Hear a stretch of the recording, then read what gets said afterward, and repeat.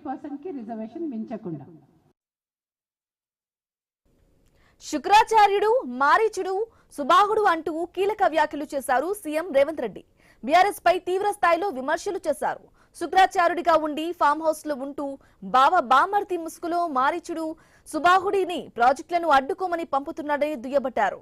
తమకు వ్యూహం ఎత్తుగడా తెలుసన్నారు. దెబ్బకు దెబ్బ తీయడమూ తెలుసన్నారు. తనకు ఎవరు శత్రువులు లేరని, రాజకీయ ప్రత్యర్థులు ఉంటే వారిని ఎన్నికల్లో ఓడించామన్నారు ముఖ్యమంత్రి. శుక్రాచార్యుడు ప్రతిపక్ష నాయకుడు ఉన్నాడు, శాసనసభకు రమ్మంటే రాడు.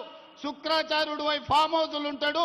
మారీచుని, సుబాహుల్ని బామార్దుల ముసుగుల్లో అసెంబ్లీకి పంపించి ప్రాజెక్టులను అడ్డుకోమని ఈరోజు కుట్రలు కుతంత్రాలు చేస్తున్నాడు.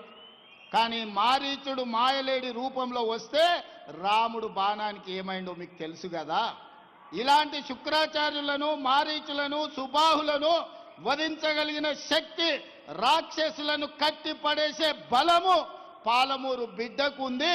మాకు వ్యూహము తెలుసు, ఎత్తుగడ తెలుసు, దెబ్బకు దెబ్బ తీయడం కూడా తెలుసు. మా చేతగాని తనమని ఎవడైనా మమ్మల్ని చిన్న చూపు చూస్తే మా పాలమూరు పౌరుషం ఏందో, కర్రు గాల్చి ఎక్కడ వాత పెట్టాలనో మాకందరికీ తెలుసు. అందుకే ఇవాళ ఒక్క మాట సూటిగా ఈ వేదిక మీద నుంచి చెప్పదలుచుకున్నా. నువ్వు పడావు పెట్టిన ప్రాజెక్టులు, నువ్వు బడికి నిధులు ఇవ్వకపోవడాన్ని ఇవాళ సమస్యల్ని పరిష్కరించి ముందుకు వెళ్తున్నాం. నచ్చితే వచ్చి ఆశీర్వదించు, నచ్చకపోతే నీ ఫామ్ హౌస్లో నువ్వు విశ్రాంతి తీసుకో. అంతే తప్ప మారు వేషాలలో మారీచులను పంపితే ఇక్కడ చూస్తూ ఊరుకునేవాడు ఎవడు లేడు. రేవంత్ రెడ్డి వైపు పదే మోడీని కలుస్తారని, కలవకపోతే ఏం చేస్తామే? అనుమతులు రావాలి, నిధులు తేవాలి అంటే ఇచ్చే వాళ్ళని కలవాలనా లేదా?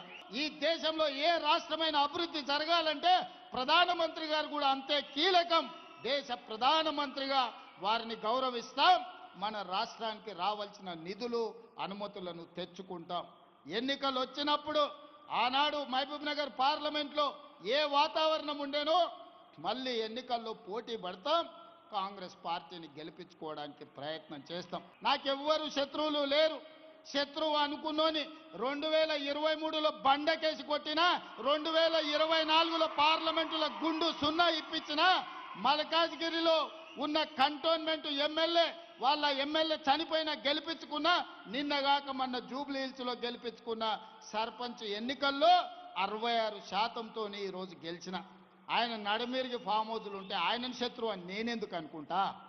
ఆయన లేచి చక్కగా నిలబడ్డప్పుడు కదా నేను మాట్లాడేది. అందుకే నాకెవరు శత్రువులు లేరు. రాజకీయ ప్రత్యర్థులుంటే ఎన్నికల్లో ఓడించినాం, ప్రభుత్వాన్ని ఏర్పాటు చేసుకున్నాం.